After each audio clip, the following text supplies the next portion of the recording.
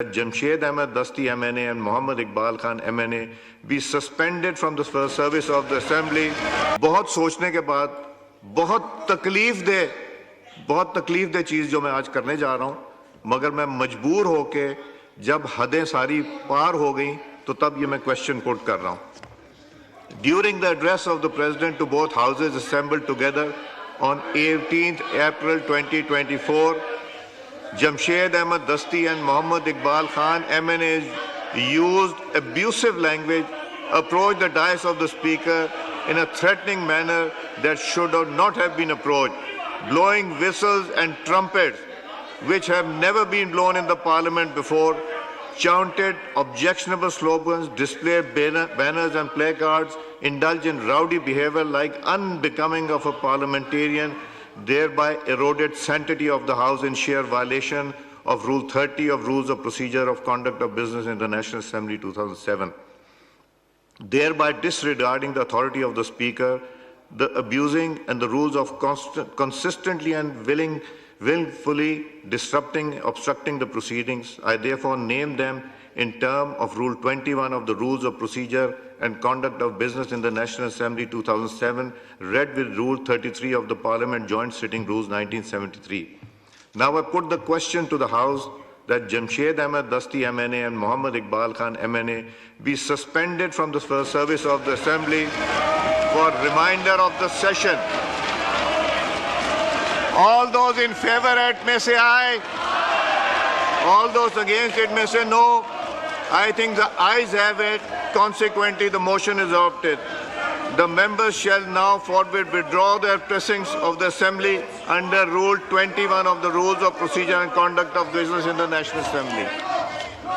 The House is adjourned to meet again on Monday, 27th April at 5 p.m. Let me begin this parliamentary year by sharing briefly my vision for future, because much of it's based on choices we make in my particular role in the past too. I have made important choices that made history.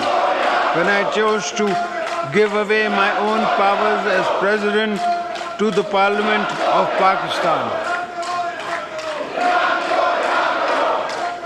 I expect you as parliamentarians to use those powers with the wisdom and maturity our country aimed at addressing underlying issues, both old and new, confronting us. I strongly believe that in order to align our country with the 21st century, it is imperative that we move forward on reforms to promote good governance for the provision of optimal social entitlement to our citizens.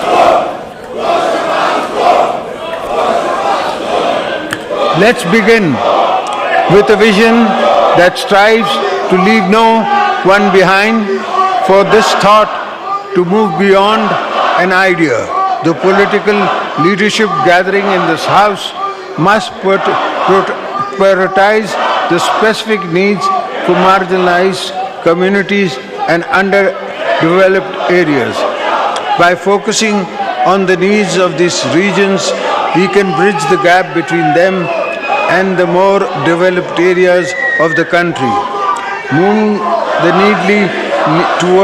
needle towards an inclusive growth model that emphasizes equality of opportunities. While there are many economic reforms the government will drive in pursuing jobs, reducing inflation and expanding the tax net, I want to underscore the importance of promoting positive working relationship and effective coordination within our constitutional framework between the federal government and the provinces. This is an absolute essential for promoting an inclusive national development agenda, ruling out policies that execute tangible actions on the ground. I firmly believe that by driving seamless collaborations as fostering institutional coordination with intentions and regularity, we can harness full potentials of our federal system to deliver positive change for benefit for people of Pakistan.